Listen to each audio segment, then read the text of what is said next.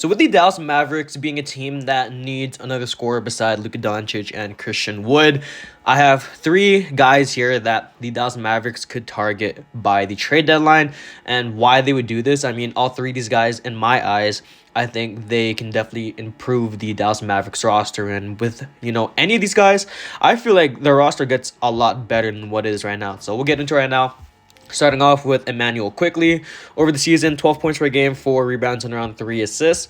I know Quickly, he's been going off a little bit, and looking at the past few games, I mean, it's definitely telling a lot. I know when Jalen Brunson was out, I mean, he was going off. In the last 10 games, 18 points per game, 5 rebounds, and around 5 assists on 44% from the field and 29% from 3 in his last 10 games. Now, over the season, he's shooting around 42% from the field and 33% from 3. So, obviously, the efficiency isn't really there and what you want. But off the bench, I mean, you need a guy that can just facilitate the offense because they just waived Kemba Walker. I mean, they don't really have a backup point guard beside Frank Ntilikina. So, I got like an Emmanuel Quickly who can facilitate the offense, someone that can play some pretty great defense and can at least pass the ball while also being able to somewhat score and space the floor. I mean, that's pretty much what the Dallas Mavericks are going to be looking for in a backup point guard, and I think Emmanuel Quickly could be that guy. I mean, he's only 23 years old, 6'3", 190 pounds. I mean, he could be a guy that the Dallas Mavericks could target. So you guys can let me know what you guys think about Emmanuel Quickly. I mean,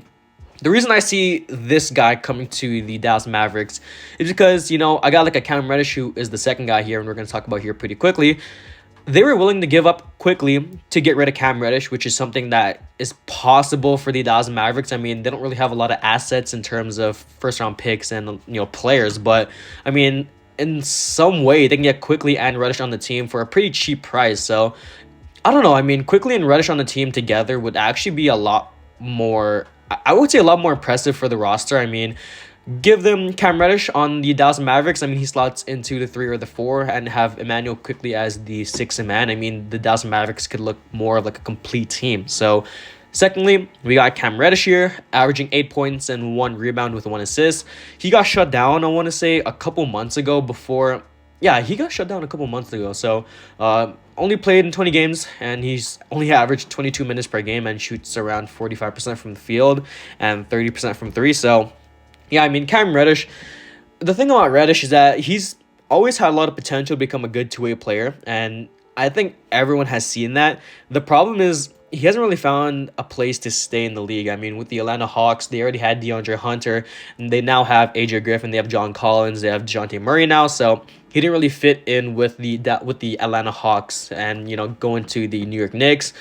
Didn't fit in with Coach Tibbs' coaching style. I mean, he was coming off the bench and was playing behind guys like RJ Barrett and Julius Randle. So coming to the Dallas Mavericks, I mean, he could get a starting spot on this team. I mean, THJ, I don't know. You could probably have him off the bench, have Cam Reddish, and you can have more floor spacing and some more defense with Cam Reddish. But, Reddish, he's a guy that can just fit into any system. Good three-point shooter, good defensive player. I mean, he is 6'8", 217 pounds, only 23 years old, so he has a lot of potential, a lot of upside here. Great ceiling. I mean, looking at it right now, I mean, Reddish, he could be a guy that could be I wouldn't say one of the best, but one of the more underrated two-way players in the league. I mean, his game, I think everyone knows that his game resembles a young Paul George, and you can definitely see it. He just hasn't had the opportunity to have his own team or at least have a winning culture while also being a guy on some playing time. So you guys can let me know what you guys think about Cam Reddish and Emmanuel Quickly on the team. Finally, we got Caris LeVert of the Cleveland Cavaliers. So Caris LeVert, 12 points per game, 4 rebounds, and around 3.5 assists on around 41% from the field and 36% from 3. So Caris LeVert, he's played in the majority of the games too. I mean, he's played in around 39 games played this season, so that's great to see. The thing about Caris LeVert is that I know the Cleveland Cavaliers, they were interested in trading for Tim Hardaway for Caris LeVert, and that could be a trade that I would like to see the Dallas Mavericks make. I mean, Caris LeVert is 6'6", 205 pounds, so he could play the small forward position, or you can have him play the shooting guard and then have Spencer Dinwiddie at the 3. It's pretty versatile in terms of getting Caris LeVert.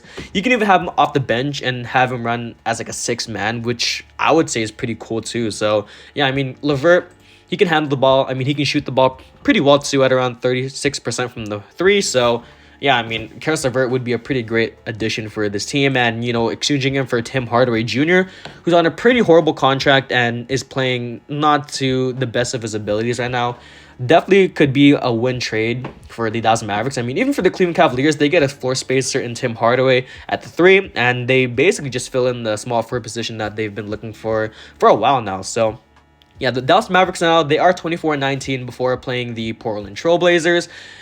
I don't know. I mean, looking at the standings overall for the Western Conference, it's pretty packed as of right now. Yeah, so the Dallas Mavericks, they are 5th in the West with 24-19. If they do win this game, they're going to be 25-19 and going past the Sacramento Kings. So, yeah, I mean, this is a pretty packed Western Conference, and there's a lot of guys on this team or on this conference that definitely could be in contention for the playoffs. I mean, the Portland Trail Blazers aren't even in playoff contention right now. They are the 12th seed, so we'll see what happens here. You guys can let me know what you guys think about these 3 trade targets. We guys do them. We guys trade for them. I mean, I would say all 3 of these guys can be pretty acquirable with the right price. So you guys can let me know what you guys think. That's the end. And peace.